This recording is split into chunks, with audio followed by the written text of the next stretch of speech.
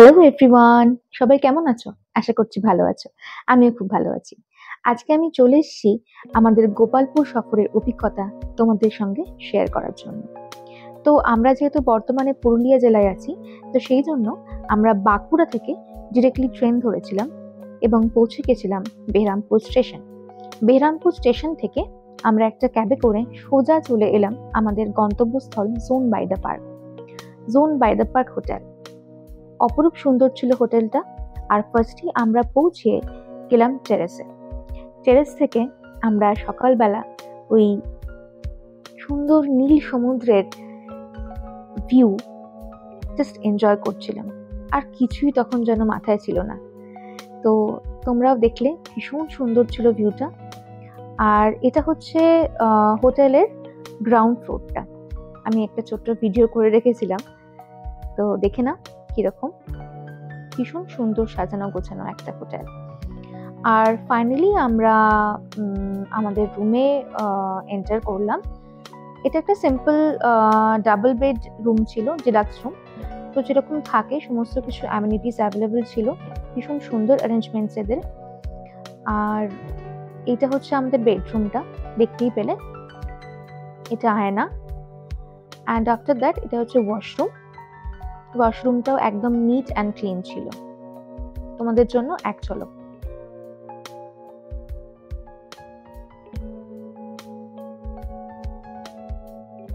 আমরা যেহেতু ওই দিনকে দুপুর নাগাদ মানে সকালে পৌঁছেছিলাম, বাট তারপরে ফ্রেশ হতে হতে দুপুর হয়ে গেছিল। তারপরে আমরা টানা একটা ঘুম দিয়েছিলাম। আচ্ছা, সেটা বলার আগে একটা জিনিস তো বলতেই হয়। এটা হচ্ছে এই রুমের আমার ফেভারিট পার্ট। সেটা হচ্ছে একটা ছোট্ট ব্যালকনি ছিল। সেই ব্যালকনি থেকে পুরো হোটেলের যে গার্ডেন ভিউ ছিল সেটা শো করতো। আর এটা হচ্ছে বসার জায়গা। আমি প্রত্যেকদিন সকালবেলা উঠে আমি আর আমার হাজব্যান্ড দুজনেই চা অর্ডার করতাম আর চা খেতাম এখানে বসে বসে আর গল্প করতাম। ভীষণ সুন্দর একটা এক্সপিরিয়েন্স ছিল। এর ভিউটা ভীষণ সুন্দর ছিল।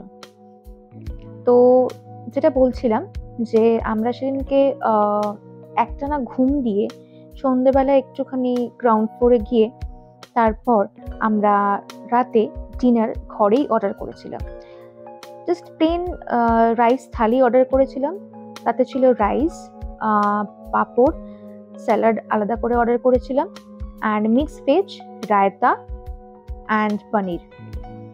আচ্ছা, এটা হচ্ছে একটা ওখানকার ফেমাস ডেজার্ট ডিশ, যেটা হচ্ছে ছানা পোড়া। এত ভালো খেতে ছিল, এত ভালো খেতে ছিল যে একটা খেয়ে মনই পড়ছিল না, মনে হচ্ছে খেয়েই যায়। ভীষণ ভালো খেতে ছিল ওটা। আর এটা হচ্ছে সন্ধ্যেবেলার অ্যাম্বিয়েন্স। আমরা ঘুমিয়ে টুমিয়ে নিয়ে ফ্রেশ হয়ে তারপর সন্ধ্যেবেলা একটু নিচে গেছিলাম আড্ডা দিতে। তখন দেখলাম নিচে গান গান হচ্ছে।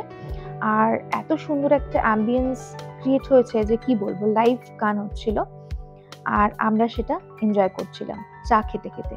এটা হচ্ছে পুরো গ্রাউন্ড ফ্লোরটা, আর যার সাথে ডাইনিং অ্যাটাচ, মানে যে রেস্টুরেন্টটা ছিল হোটেলের, তো সেটা অ্যাটাচ। দেখে নাও তোমরা চারিপাশটা। এটা হচ্ছে গ্রাউন্ড ফ্লোর, রিসেপশন এরিয়া। পুরোটাই আমি একটা ভিডিওর মাধ্যমে তোমাদেরকে তুলে ধরার চেষ্টা করলাম।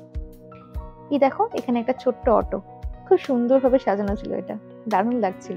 ভেবেছিলাম ফটোশুট করবো ভেতরে ঢুকে, বাট আর করিনি। তবে কিছু বাচ্চা ছিল, তারা কিন্তু ঢুকে বেশ খেলাধুলো করছিল ওই অটোয়। তো যাই হোক, এটা হচ্ছে গ্রাউন্ড ফ্লোর। একটা সুন্দর অ্যাম্বিয়েন্স ক্রিয়েট হয়ে গেছে ততক্ষণে। লাইভ গান চলছিল, মানে লাইভ মিউজিক হচ্ছিল, and we enjoyed a lot in the evening. এটা ছিল আমাদের ফার্স্ট ডে গোপালপুরে। সেদিনকে তো আর কোথাও ঘুরতে যেতে পারিনি, তো আমরা নিচেই এখানেই আমরা টাইম স্পেন্ড করেছিলাম। আর এটা হচ্ছে কিছু ছোট্ট ঝলক গ্রাউন্ড ফ্লোরে। এটা হচ্ছে আমরা। আর এই যে ইনি এখানে বই পড়তে শুরু করে দিয়েছেন, কারণ উনি খুবই বই পোকা মানুষ। তো আমি একটা ছোট্ট পিকচার তুলে রেখেছি তার জন্য। আর রাতে আমরা সেরকম কিছু খাইনি। রাতে জাস্ট দুটো নুডলস অর্ডার করেছিলাম, তাতেই আমাদের পেট পড়ে গেছিল। তো এইটুকুই আমাদের ডে 1 গোপালপুর ট্রিপ। তোমাদের কিরকম লাগলো অবশ্যই জানিও, আর যদি ভালো লাগে তাহলে চ্যানেলটা সাবস্ক্রাইব করে দিও। আজ আসি, আবার দেখা হবে খুব শিগগিরই নেক্সট একটা ব্লগে। টাটা।